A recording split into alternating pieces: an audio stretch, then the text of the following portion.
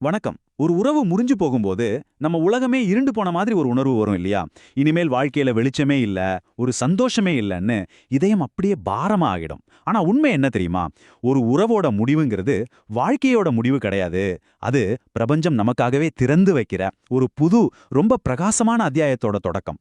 இன்னைக்கு நம்ம துலாம் ராசிக்காரங்களோட வாழ்க்கையில பிரிவுங்கிற அந்த கடினமான அத்தியாயம் ஏன் வருது? அந்த அடக்கவே முடியாத வழியே அவங்க எப்படி ஒரு மௌனமான புயல் மாதிரி கடந்து வராங்க? அந்த இருட்டுக்குள்ள இருந்து எப்படி ஒரு புது ஒளிய தனக்காகவே கண்டுபிடிக்கிறாங்கன்னு ரொம்ப ஆழமா பார்க்க போறோம். இந்த வரிகளை கேட்கும்போதே மனசுக்குள்ள ஒரு வலி வருது இல்லையா? பிரிவு.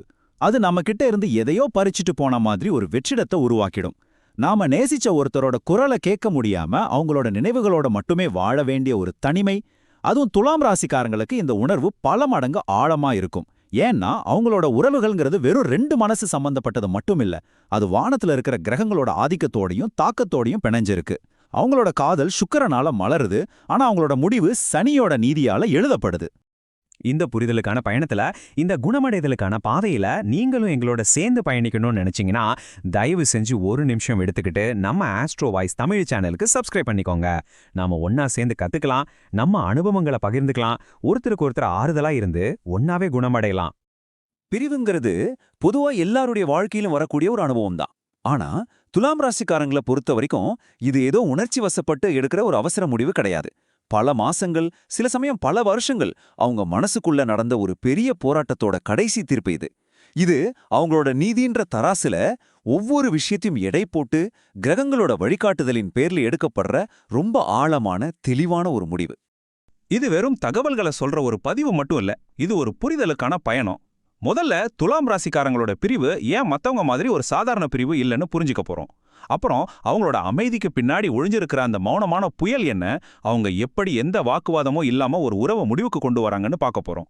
கடைசியா அந்த இருட்டுக்குள்ளேருந்து அவங்க எப்படி ஒரு புது ஒளியை கண்டுபிடிக்கிறாங்க, பிரபஞ்சம் அவங்களுக்காக என்ன வச்சிருக்குன்னு தெரிஞ்சுக்க போறோம். வாங்க இந்த பயணத்தை ஆரம்பிக்கலாம். ஒரு துலா ராசிக்காரர் எதுக்காக பிரிஞ்சு போகணும்னு முடிவெடுக்கிறாரு? அன்பையே உயிரா நினைக்கிற அவங்கள ஒரு உறவை முறிச்சிக்கிற அந்த கடைசி புள்ளிக்கு தள்ளுறது எது? இதை நாம புரிஞ்சுக்கணும்னா அவங்க ராசியோட அடிப்படை அடையாளத்தை நம்ம பார்க்கணும். அதுதான் அந்த நீதியின் தராசு. எல்லாத்தையும் சரிசமமா பார்க்கற குணம். யோசிச்சு பாருங்களேன், இது எவ்வளவு ஒரு அழகான ஆனா அதே சமயம் ரொம்ப சிக்கலான ஒரு காம்பினேஷன். ஒரு பக்கம் அன்புக்கு அதிபதியான சுக்கிரனோட மென்மை, காதல், பாசம், அழகுன்னு எல்லாம் இருக்கு. இன்னொரு பக்கம் நீதியின் கடவுளான கர்மாவின் நாயகனான சனி பகவான் உச்சமடைற ஒரே ராசி இதுதான். அதனால சனி பகவானோட விட்டு கொடுக்காத நீதி, நேர்மை, தன்மானம் மாதிரியான குணங்கள் அவங்க ரத்தத்திலேயே ஊறியிருக்கும். இந்த ரெண்டு சக்திகளும் தான் துலாம் ராசியோட ஆளுமையை உருவாக்குது. அவங்களோட அன்பு ஒரு பூ மாதிரி மென்மையானது, ஆனா அவங்களோட கொள்கைகள் ஒரு மலை மாதிரி உறுதியானது.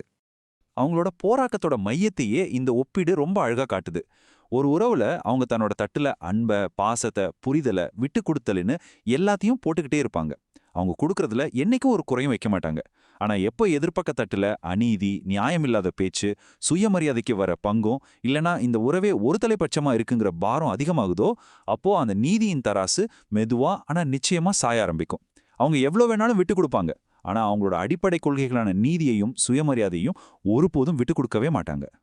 இந்த ஒரு வரி போதும் அவங்க மனநிலைய அப்படியே கண்ணாடி மாதிரி காட்டுது. இது கோபத்துல எடுக்கிற முடிவு இல்ல, உணர்ச்சி வசப்பட்டு எடுக்கிற முடிவும் இல்ல. இது ஒரு கணக்கு போடப்பட்ட, ரொம்ப ஆழமா யோசிச்சு எடுத்த முடிவு. தன்மானம், நற்பெயர், நீதி, இதுதான் அவங்க வாழ்க்கையோட அசைக்க முடியாத அஸ்திவாரம். அந்த அஸ்திவாரத்தையே ஒரு உறவு ஆட்டம் காண வைக்கும்போது, அது எவ்வளவு பெரிய அன்பா, எவ்வளவு மதிப்புள்ள உறவா இருந்தாலும் சரி, அதை துண்டிச்சுக்க அவங்க ஒரு நிமிஷம் கூட யோசிக்க மாட்டாங்க. ஏன்னா சனியோட நீதி அவங்க ஆன்மாவுல குடியிருக்கு. சரி, இப்போ பிரிஞ்சு போனோன்னு முடிவெடுத்தாச்சு. மனசுக்குள்ள 1000 புயல் அடிச்சு ஓஞ்சிருச்சு. ஆனா இது எப்படி வெளியே சொல்லுவாங்க? இங்கதான் துலாம் ராசிக்காரங்க மத்தவங்கள விட முற்றிலும் வேற மாதிரி இருக்காங்க. இங்க சத்தம் இருக்காது, வாக்குவாதம் இருக்காது, பழிவாங்கிற எண்ணம் துளி கூட இருக்காது. அவங்க உருவாக்குறது ஒரு அமைதியான புயல். அதோட வலிமை ரொம்ப ரொம்ப பெருசு. அவங்க வெளியேறதுங்கிறது ஒரு திட்டமிட்ட படிப்படியான செயல்முறை. முதல்ல நடந்தது எல்லாத்தையும் தன்னோட மனசு தராசுல வச்சு எடை போடுவாங்க. இது ஒரு தடவை நடந்த தப்பா இல்ல இதுதான் அவங்க குணமானு கணக்கு போடுவாங்க. எல்லா கணக்கும் முடிஞ்ச பிறகு அவங்க எந்த விதமான சண்டைக்கும் இடம் கொடுக்காம அமைதியா விலக ஆரம்பிப்பாங்க. இது திடீர்னு நடக்காது. அவங்க ஃபோன் கால்ஸ்க்கு பதில் குறையும், மெசேஜ்க்கு லேட்டா ரிப்ளை வரும். கொஞ்சம் கொஞ்சமா, ரொம்ப மென்மையா ஆனா மிக உறுதியா அவங்க தன்னோட பாதையை மாத்திக்குவாங்க. இதுதான் அவங்களோட தனித்துவமான ரொம்ப சக்தி வாய்ந்த வழி. உங்களை அவங்க பிளாக் பண்ண மாட்டாங்க, உங்க காலை கோவமா கட் பண்ண மாட்டாங்க. ஏன்னா அதெல்லாம் ஒரு நாடகம்னு அவங்க நினைக்கிறாங்க. அதுக்கு பதிலா அவங்க உலகத்துல நீங்க சைலண்ட் மோட்ல வைக்கப்படுவீங்க. உங்க மெசேஜ் வரும் ஆனா பார்க்க மாட்டாங்க, உங்க கால்ஸ் வரும் ஆனா எடுக்க மாட்டாங்க. இது தேவையில்லாத நாடகத்தை தவிர்த்து தன்னோட மன அமைதியை பாதுகாக்க அவங்க பயன்படுத்துற ஒரு டெக்னிக். அவங்க தன்னோட சக்தியை எதிர்மறையான விஷயங்கள்ல ஒரு துளி கூட செலவு பண்ண விரும்ப மாட்டாங்க. இந்த உவமை எவ்ளோ சரியா இருக்கு பாருங்க. அவங்களோட மென்மையான குணம், அன்பான இதயமெல்லாம் ஒரு அழகான ரோஜா செடியோட மென்மையான இதழ்கள் மாதிரி. அந்த அன்பை நீங்க மதிக்கிற வரைக்கும் அது உங்களுக்கு வாசனையும் அழகையும் கொடுக்கும். ஆனா எப்போ நீங்க அவங்களோட சுயமரியாதைங்கிற முள்ள சீன்றீங்களோ, அவங்க கொள்கைகளை மதிக்காம போறீங்களோ, அப்போ அவங்க எடுக்கிற முடிவு அந்த முள்ளோட கூர்மையா இருக்கும். அந்த அன்பை, அந்த ரோஜாவே அவங்களா தூக்கி எரிஞ்சிடுவாங்க, ஒரு நிமிஷம் கூட யோசிக்காம. பிரிவு நடந்தாச்சு. அமைதியான புயல் ஓய்ஞ்சு இப்ப மிச்சம் இருக்கிறது ஒரு ஆழமான மௌனம்.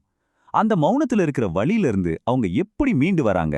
இங்கதான் அவங்களோட உண்மையான ஆன்மீக பயணம் ஆரம்பிக்குது. தனிமையும் சுய பரிசோதனையும் குருவோட வழிகாட்டுதலும் அவங்கள மெதுவா குணப்படுத்துது. இந்த கேள்வி பிரிவோட வழியை அனுபவிச்ச ஒவ்வொருத்தர் மனசுலயும் ஒரு தடவையாவது வந்திருக்கும்.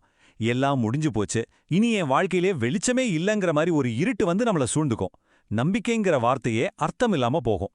ஆனா பிரபஞ்சம் எப்பவுமே நமக்காக ஒரு வழியை வச்சிருக்கோம். துலாம் ராசிக்காரங்களுக்கு அந்த இருண்ட பாதையில வழிகாட்டுற ஒளிவிளக்கு தான் ஞானத்தோட கிரகமான குரு பகவான். அவங்களே ஒரு ரூம்குள்ள தனிமைப்படுத்திக்கிறாங்க. வெளி உலகத்தோட தொடர்பை முழுசா துண்டிச்சிருவாங்க. அந்த மயான அமைதியில அவங்க தங்களுக்குள்ளேயே பேசிக்க ஆரம்பிப்பாங்க.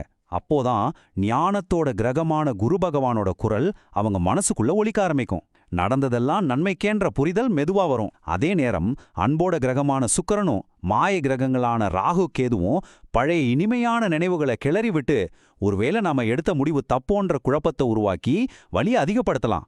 ஆனாலும் இந்த உள்மன போராட்டத்துக்கு நடுவுல தான் அவங்க உண்மையான ஞானத்தை கண்டுபிடிப்பாங்க. இதுதான் அந்த குணமடைதலோட உச்சக்கட்ட புள்ளி. அந்த தனிமையில, அந்த சுய உரையாடல்ல, குருவோட வழிகாட்டுதல்ல அவங்க கண்டுபிடிக்கிற மிகப்பெரிய ஞானம் இதுதான். எந்த உறவும், அது எவ்வளவு பெரிய அன்பா இருந்தாலும் சரி, ஒருத்தரோட மன அமைதியையும் சுயத்தையும் தன்மானத்தையும் பறிக்கக்கூடாது. இந்த தெளிவு எப்போ வருதோ அப்போதான் அவங்களோட குணமடைதல் பயணம் முழுமையடையுது. அவங்க மறுபடியும் அவங்களா மாறுறாங்க. சரி, கடந்த காலத்தோட வலிகள், காயங்கள், இது எல்லாத்தையும் பத்தி பேசிட்டோம். இப்போ எதிர்காலத்தோட நம்பிக்கைக்கு வருவோம். ஒவ்வொரு சூரிய அஸ்தமனமும் ஒரு புது சூரிய உதயத்துக்கான வாக்குறுதி இல்லையா? அது மாதிரி ஒவ்வொரு முடிவும் ஒரு புது அழகான தொடக்கத்துக்கான அழைப்பு. துலாம் ராசிக்காரங்களோட வாழ்க்கையிலையும் அப்படிதான். அவங்க முடிவுகள் ஏன் அவ்வளவு இறுதியா இருக்கு, ஏன் அவங்க திரும்பியே பார்க்கறதில்லன்னு இந்த வரி விளக்குது. அவங்க ஒரு தடவை ஒரு உறவை உடைச்சிட்டா அதை மறுபடியும் ஒட்ட வைக்க முயற்சி பண்ண மாட்டாங்க. ஏன்னா அதை கோபத்துல எடுத்த முடிவல்ல, பல கணக்குகளுக்கு பிறகு, பல வழிகளுக்கு பிறகு இதுதான் சரின்னு எடுத்த முடிவு. உடைஞ்ச கண்ணாடியை ஒட்ட வைக்க நினைக்கிறது 2 பேருக்குமே இன்னும் காயங்களை தான் தரும்னு உங்களுக்கு நல்லாவே தெரியும். உடஞ்ச கண்ணாடி ஒட்டாதுங்கிறது எவ்வளவு உண்மையோ, அந்த உடஞ்ச துண்டுகளை வச்சு முன்னாடி இருந்ததை விட அழகான ஒரு கலைப்படைப்பை உருவாக்க முடியுங்கிறதும் அத்தனை உண்மை. அந்த வழி நிறைஞ்ச முடிவுங்கிறது பிரபஞ்சம் உங்களுக்காக வச்சிருக்கிற ஒரு சிறந்த பிரகாசமான தொடக்கத்துக்கான முதல் படி. ஒருவேளை அந்த பிரிவு நடக்காம இருந்திருந்தா உங்களுக்கு வரப்போற அந்த அற்புதமான வாழ்க்கை கிடைச்சிருக்காது. ஆமா, துலா ராசிக்காரங்களோட அன்பு ஒருபோதும் வீண் போகாது. அவங்களோட தியாகங்களும் விட்டு கொடுத்தல்களும் நிச்சயம் கவனிக்கப்படும். பிரபஞ்சம் சரியான நேரத்துல அவங்களோட அன்பை புரிஞ்சுக்கிட்டு அவங்க தன்மானத்தை மதிச்சு அதுக்கு சமமான அன்பை திருப்பி கொடுக்கக்கூடிய ஒரு சரியான உறவை நிச்சயமா கொண்டு வந்து சேர்க்கும். அந்த உறவு அவங்க வாழ்க்கையோட 2வது பாதையை இன்னும் அற்புதமா, இன்னும் அர்த்தமுள்ளதா மாத்தும். ஒருவேளை நீங்களும் இதே மாதிரி ஒரு வழியில இருக்கலாம். உங்க கடந்த காலம் வழி நிறைஞ்சதா இருக்கலாம். ஆனா உங்க எதிர்காலம் பிரகாசமா இருக்கு. உங்களோட இந்த கதையில இறைவன் உங்களுக்காக எழுத போற அந்த அடுத்த அழகான அத்தியாயம் என்னவா இருக்குன்னு எப்பவாவது யோசிச்சு பார்த்திருக்கீங்களா? நம்பிக்கையோட உங்க இதய கதவை திறந்து வைங்க. ஏன்னா சிறந்தவை இனிமேதான் உங்களுக்காக வரவிருக்கு. இந்த ஆழமான பயணத்துல இவ்ளோ நேரம் எங்களோட இணைஞ்சிருந்த உங்களுக்கு எங்க மனமார்ந்த நன்றி. இந்த விளக்கம் உங்களுக்கு ஒரு புது தெளிவையும் நம்பிக்கையும் கொடுத்துருக்கோன்னு நம்புறோம். உங்க வாழ்க்கை கதைகளையும் அனுபவங்களையும் எண்ணங்களையும் தயங்காம கீழே கமெண்ட்ஸ்ல எங்களோட பகிர்ந்துக்கோங்க. மறக்காம நம்ம ஆஸ்ட்ரோ வாய்ஸ் தமிழ் சேனலுக்கு சப்ஸ்கிரைப் பண்ணி இந்த வீடியோவை லைக் பண்ணி உங்கள மாதிரி நண்பர்களுக்கும் இதை ஷேர் பண்ணுங்க. மீண்டும் ஒரு நல்ல பதிவுல சந்திப்போம். நன்றி.